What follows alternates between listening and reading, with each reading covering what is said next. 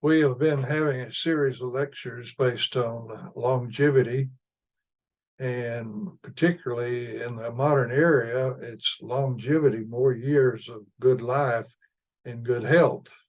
We started with a chapter by a researcher in Japan by the name of Katani, when they discovered that Japanese citizens living in the Okinawan Islands were living 10 years longer than on the mainland. And then apparently Okinawa was awakened to the fact that they were important. And we went to an article in Epic newspaper about a foundation was established in Okinawa. They found out they were important in one of the longest living areas on the globe, and they started studying themselves. At this time, we're going to go to the fact that this idea of longevity and good health is, I don't understand why we're having problems with showing this. This is National Geographic magazine, and they call the World Health Organization has found at least 5 major areas where individuals have a high incidence of living to 90 to 100 years of age. And I pointed out that longevity has long been a goal of human beings that go back to the pyramids and the Hebrew Christian scriptures. However, if I had had this issue, that I don't know if I'd had it when I was making the PowerPoint presentation. This is William Schaffner. And if you look at his picture, you would say this is a gentleman that's not over 55, 65 years of age. However, he's 91. And what is significant about this, and the reason he's on the cover, is that I will share with you that they have pointed out that his life, he has incorporated personally many of the aspects that they have found out in the blue zones by the World Health Organization. And I want to read you a little bit. He's 91 years old, and he has been an actor, a director, singer, and author spanning 7 decades, and includes a Golden Globe and 2 Emmy Awards. He has written 30 books, recorded 8 albums, performed on Broadway, has participated in more than 250 television shows, movies, and plays. At 90, Schaffner became the oldest person to ever fly into space, traveling as a passenger on Jeff Bezos' spaceship Blue Origin. Well, you say, how in the world was this accomplished? As you go further into this article, first thing he says, he shows his humor. He says, well, the main thing to longevity is to not die. However, it says he has implemented the key life expanding practices shared by the world's longest living blue zone communities, which are we're going to get into today with this National Geographic article I showed you. And this includes lifestyle habits like living with a purpose, getting lots of natural movement, not just exercise, but in your daily activities, eating a more plant-based diet, and prioritizing family. And if you will notice in the blue zone communities, over and over again, they are an isolated community. In fact, there's 3 of them are islands, and they have not been urbanized like the major centers of their country. And the people find activities. Our body, the human equation is it's designed for activity. And the brain is the function of the mind, And the mind controls all systems in the body, and it even influences gene expression. And to keep the mind busy, active, and on purpose, as shown in this life of William Shatner, is one of the things as for personal freedom and liberty and activity. You have control of this, what you eat, how much you eat. And recall that the Okinawans had this statement from Confucius that don't eat till you're full. Quit eating when you're about 80% full. And this helps prevent a lot of gastrointestinal problems. So one of the main reasons for this is not only is this 100% of the population, everybody faces aging, but you have the power in your own life to implement different aspects of the blue zones, as we have started to indicate, starting back after World War II, that in Japan they realized the Okinawan Islands that there were people living to 100, and the average lifespan in the Okinawan Islands were 10 years longer than the mainland. So with that, I want to go to the PowerPoint presentation today that's based on National Geographic and the blue zones. This is the slide that I have selected to start all this anti-aging with good health that the World Health Organization has identified places where longevity is common. Of course, we want good health. Nobody wants to be in their 80s or 90s and in bed or a wheelchair and someone helping them get around. And that was one of the things that they observed in the Okinawan Islands, that they had people, 94, 95, that were living independent and needing no help from the outside. And these areas are called the blue zone. And this is what we will find that was National Geographic about the current science. And as I had said before, this is 100% of the population incidence. It infects everyone. I don't know of anyone yet that doesn't have to participate in the aging process. However, by presenting this, I hope that you will pick up on activities and things that you can do personally, that you can make your own blue zone lifestyle yourself.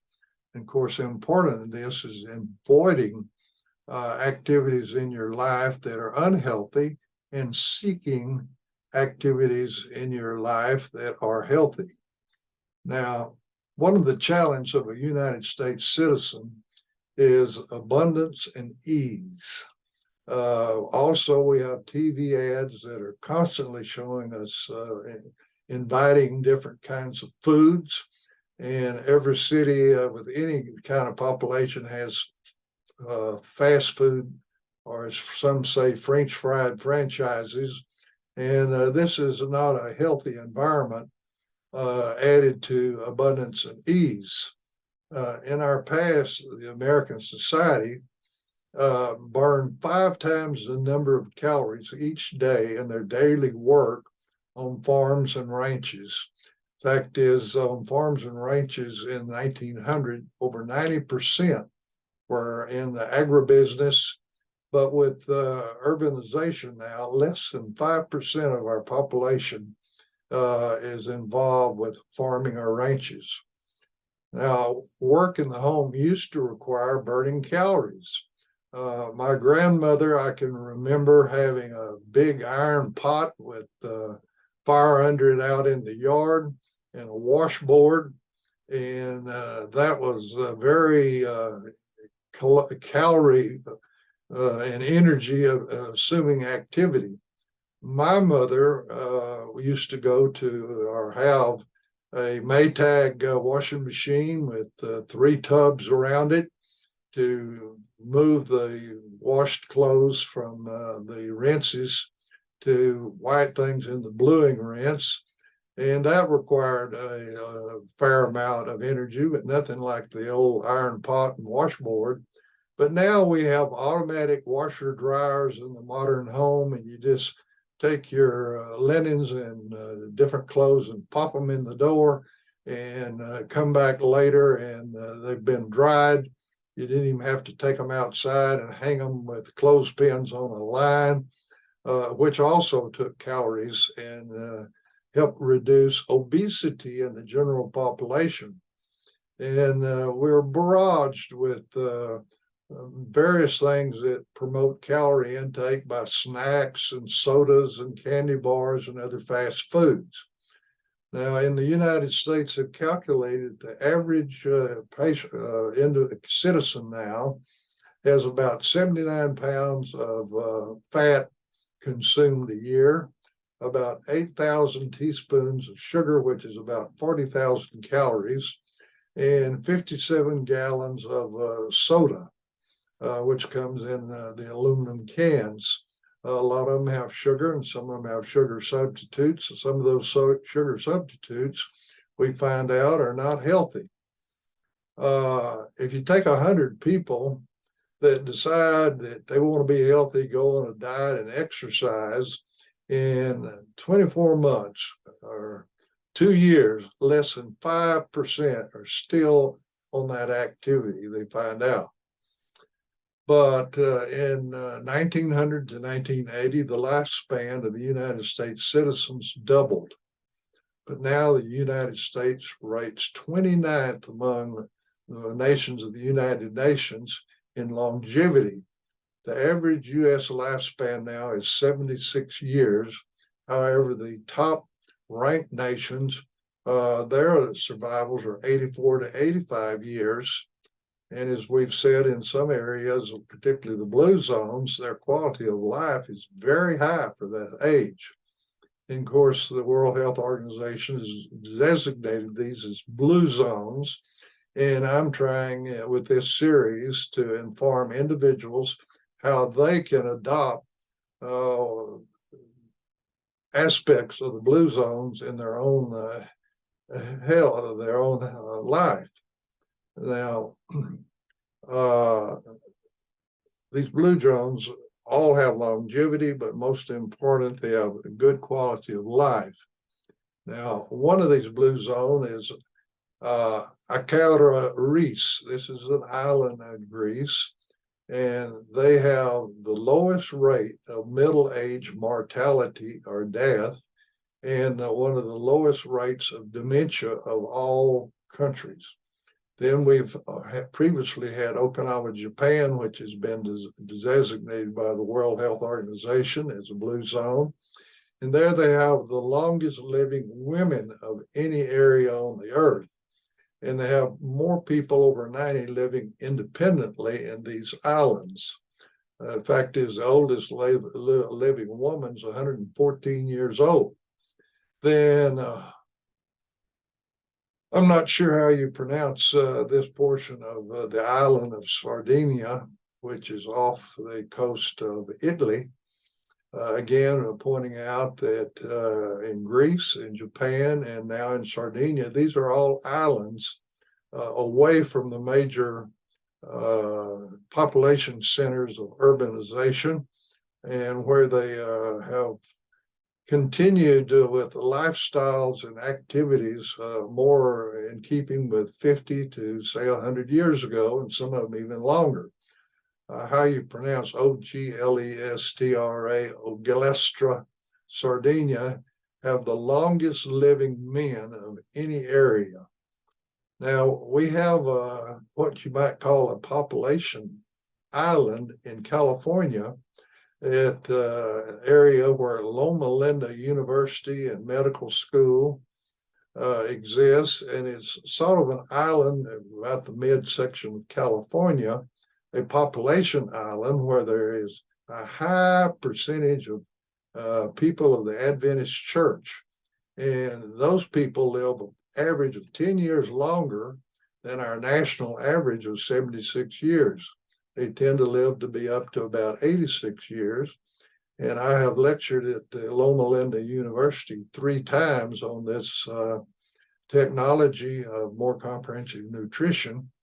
And there in their public health department, they have in their files what is called the Adventist longitudinal study.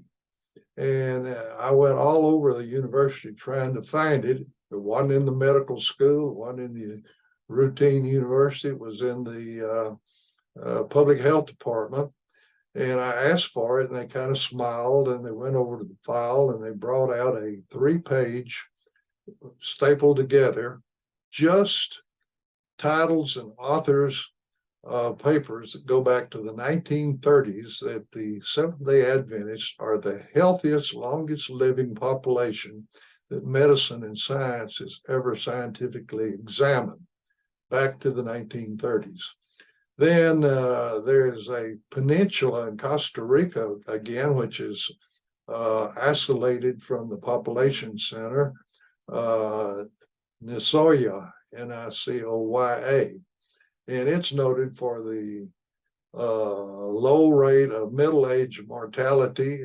People in the Middle Ages don't die, and they have the most males over 100 years of age in this Costa Rican peninsula. And these are the blue zones, just the titles of them, and they're the main thing that they're noted for against all the other nations. Now, what is common in the blue zones? Well, I pointed out that they are rather isolated, or islands, away from the population centers where you have all the fast food chains that chase population centers. But one of the first things is that they have minimally processed plant-based food that they eat. They eat what comes from nature, and more in a natural form. It is not processed. They have a high instance of whole grains, of leafy vegetables. They eat more nuts, tubers, and beans than any other group of populations. And I like to point out that nuts and beans and legumes and these seeds of plants are very special structures, because within them they have a little sleeping embryo for the next generation.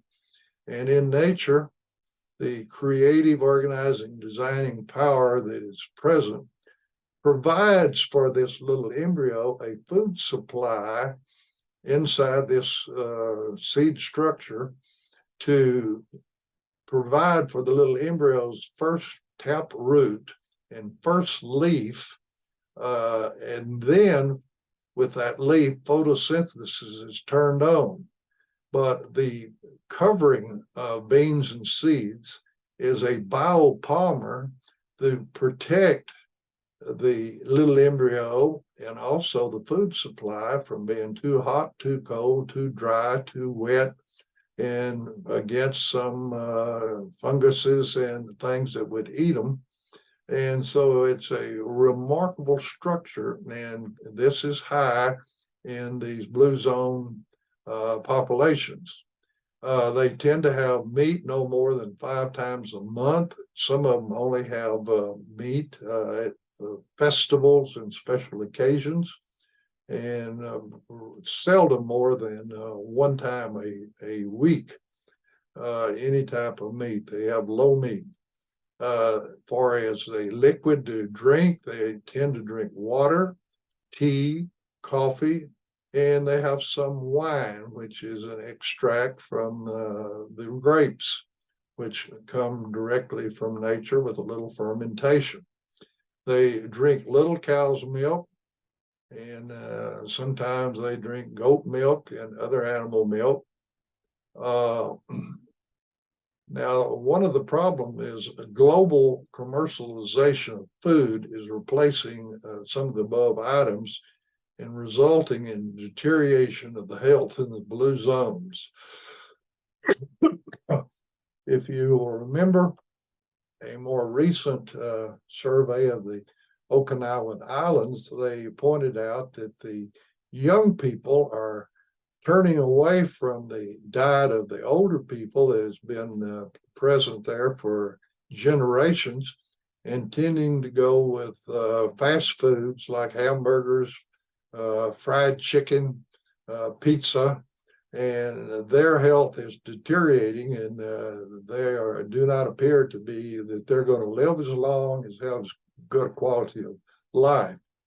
Another thing about this type of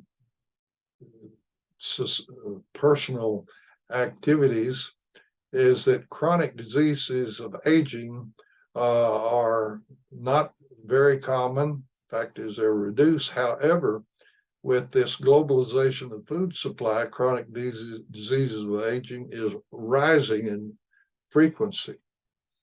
Now, there are multiple city programs in the United States trying to implement in the city benefits that have been identified in the blue zones by the World Health Organization.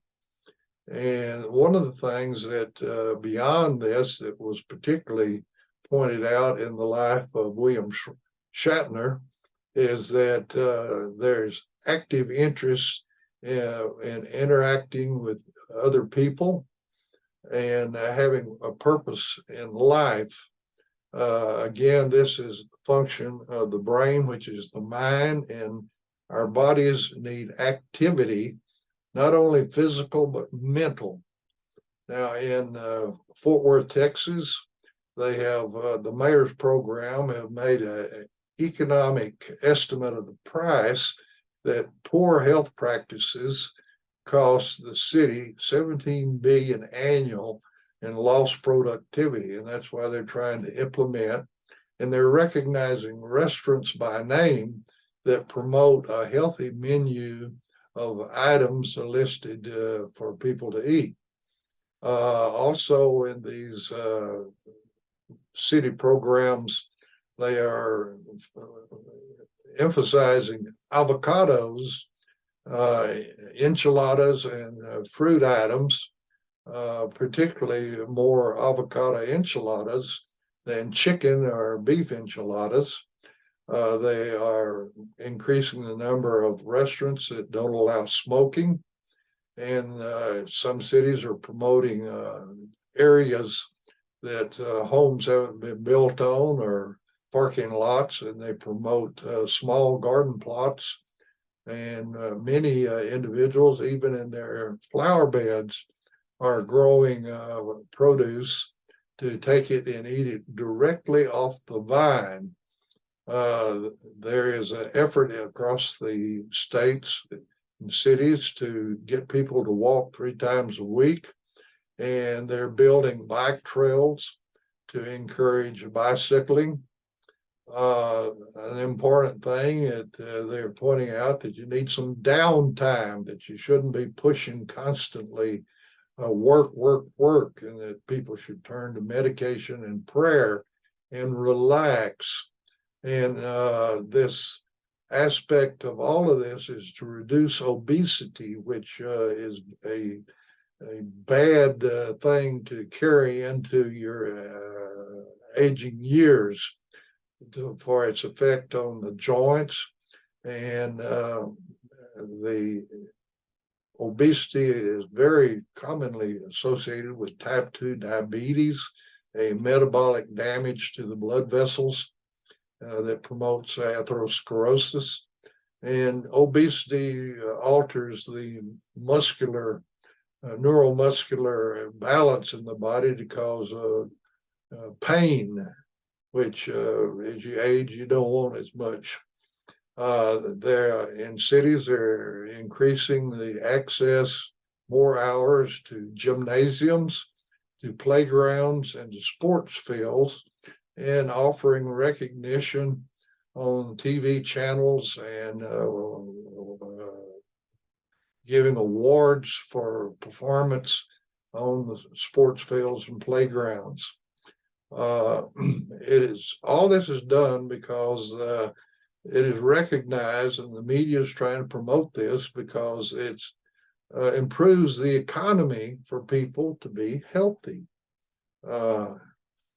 Now, there are 9 principles that are being implemented from what the World Health Organization has found in the blue zones that try to walk more, which is a natural activity, rather than just going to the gym, and to work in the yard and do things in the house rather than these little robots that clean the floor. That just any type of active exercise of the body as well as the mind. They recommend that people learn to work puzzles and learn rhymes and to read about history and art, to fertilize and activate the mind just as well as the muscles of the body. And very important is find purpose in a work and purpose beyond work. What does this mean to people in society that you're providing that people want? You should look at it not just as so many hours to get so many dollars, but what does this do for other people? There is a point to try to shed and relieve emotional and physical stress.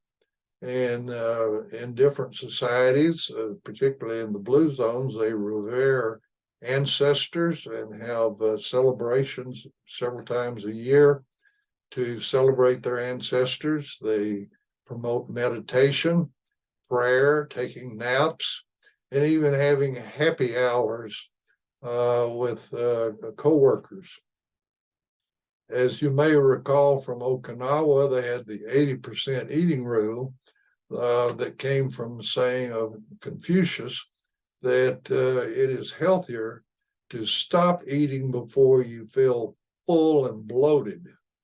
And this not only reduces obesity, but it reduces complaints of the GI tract, of the stomach, the esophagus, and the abdomen.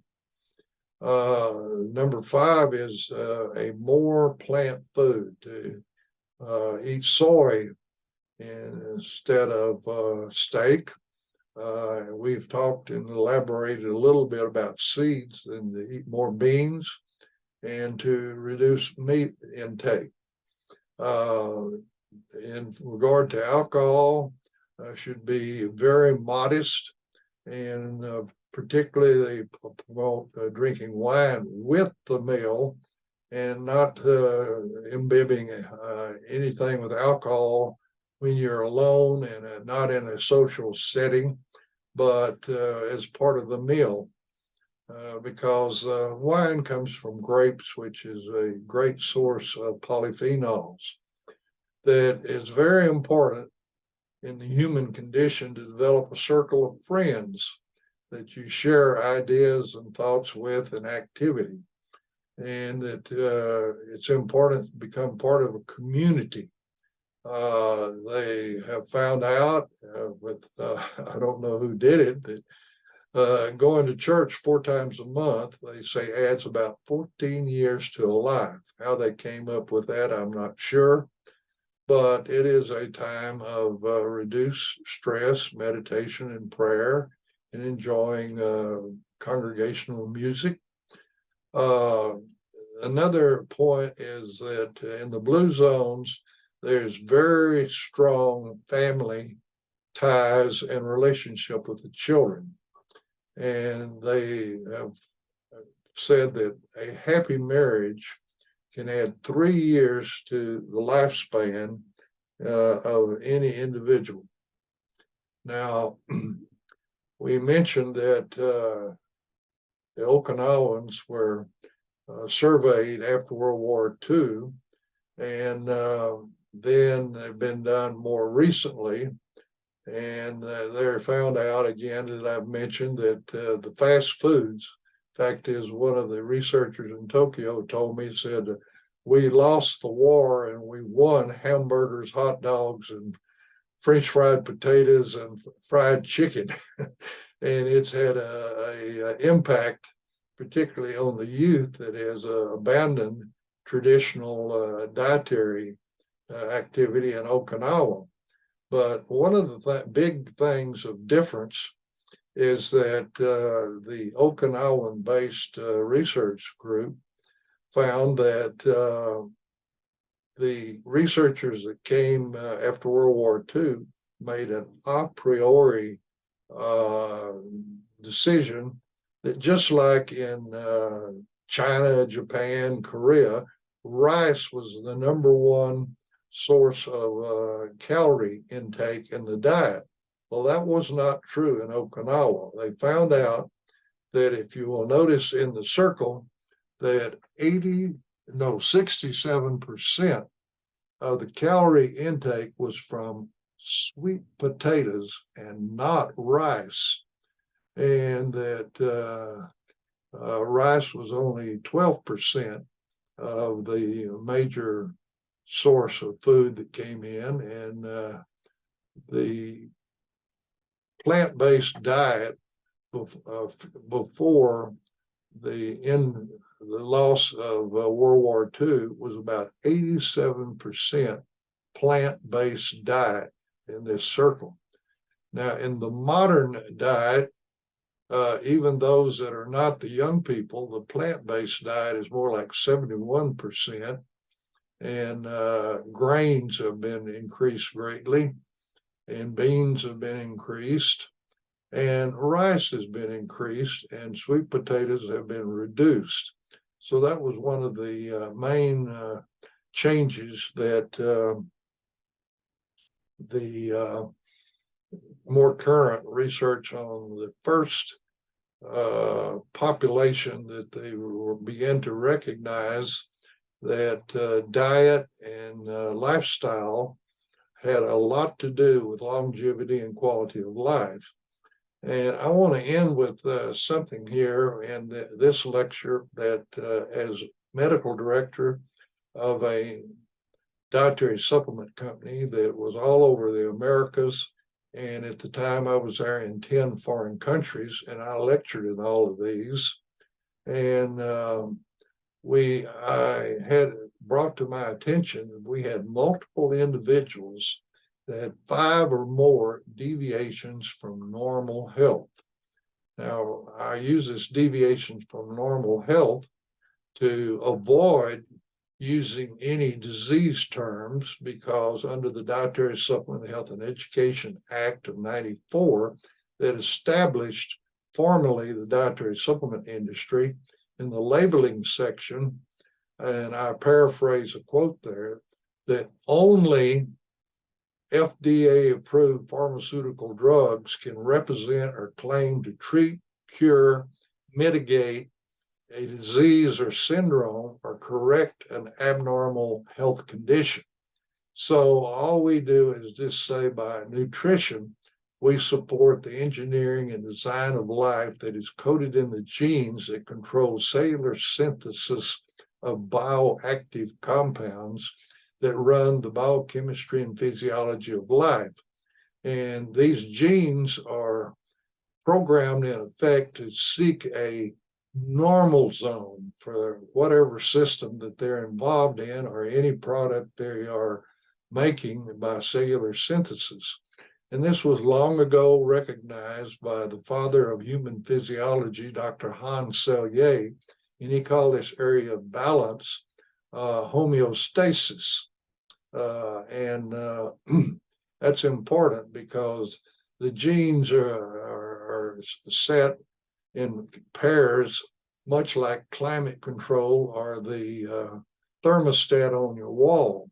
Now, your thermostat on the wall and your device in your car seeks a comfort zone, but the genes, if you give them the proper nutritional support for cellular synthesis, seeks the normal zone or homeostasis, much like the thermostat. In other words, if there are nutrients required to increase, say, host defense, but there are nutrients required to downregulate the genes that turn on for host defense, to come back to watchful waiting for another potential infectious assault.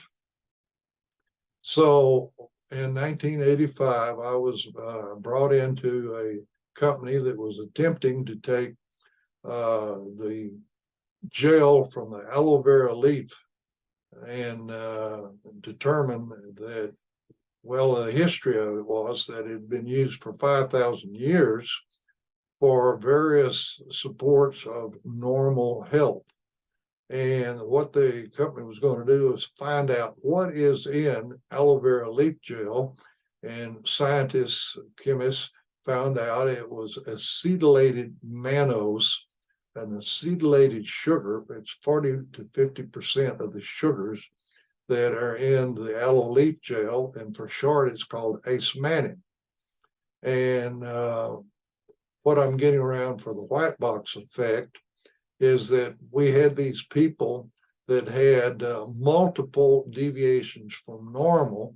And lo and behold, when they started to take the formulation of more comprehensive nutrition built around the acemannan molecule from the aloe plant, the most life-threatening of the 5 deviations would respond first.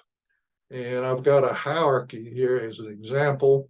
An infection will take over the body quicker than almost anything, which we have seen during this current pandemic with the China virus or COVID. And so the most life-threatening thing is an infection, and that would be the first thing to respond. Then the next thing would be a malignancy, and that comes as leukemias, lymphomas, cancers, and sarcomas. The next would be less threatening would be, say, your autoimmune diseases like rheumatoid arthritis, lupus, and hypothyroidism of autoimmune origin. Then the next thing that would respond would be metabolic, such as type 2 diabetes. And then it would get on down to, say, chronic ear infections from the past, particularly I think of some individuals that were life guards in their teenage years, and they had had chronic ear infections. Then such mundane things as jock itch or foot fungus of athletes, or in other words. And the last thing would be things like dandruff. So there would be a priority of the white box effect, and I call it a white box effect, as contrast to the black box effect that the FDA applies to drugs, as they find that they have much worse toxicities and side effects than when the drug was first released. Now, this white box effect was a theory to be tested. It's just something that I observed. And I think I mentioned to you that as an outcome of the presentations to the United Nations Office for Food and Agriculture based in Rome, Italy, that I was sent to Bratislava, a province that was part of old Czechoslovakia, that a bishop from the Indian Catholic Church was in my office twice because he had written a pamphlet on that the fact in India they have more millions living in abject poverty on less than $1 a day, and that there were resources were not available in China to ever build the medical school to train the doctors, the hospitals for training and doctors and nurses and to practice in, and clinics, that it just didn't exist for these millions. However, what we've been talking about that is active in the blue zones, which are indigenous lifestyles and habits of food from nature, would be very healthy and the most effective and economical approach to managing health in India. And working with him, we had outlined and had a protocol for a research project for a church clinic in Kerala, India to test the white box effect. And if it worked there with these destitute individuals, that it would be spread to other states in India. Well, he went to wealthy Indians that had migrated to the United States and become wealthy, and tried to get them to contribute to this study to test the white box effect, and it failed. So then he went to the Arab immigrants, and if you know this, the royal families in the Middle East provide health care for the whole population. And he pointed out if in their copious amounts of money from oil and gas there, that if they would contribute to this, we would give the information to them to reduce the healthcare costs for their population. And unfortunately, they said no. And so that's the status that the white box effect is a theory that has been observed that sits waiting to be tested. Well, that is the last of what I will present of this issue from the National Geographic, that the World Health Organization has identified these regions that we went through and some of the common superficial aspects of life that is common to all of these. And we started out by pointing out that we have in the United States an individual, William Shatner, that is 91 years old, and in his personal life, he has implemented many of these key aspects of blue zone areas the World Health Organization has identified. And sure enough, he's in great shape and very active. And I hope with this series on the blue zone effect, individuals will take knowledge of it and apply it in their lives, and will get benefits for the future to have more productive years, years with purpose, and years of excellent health. With that, that's the end of this presentation.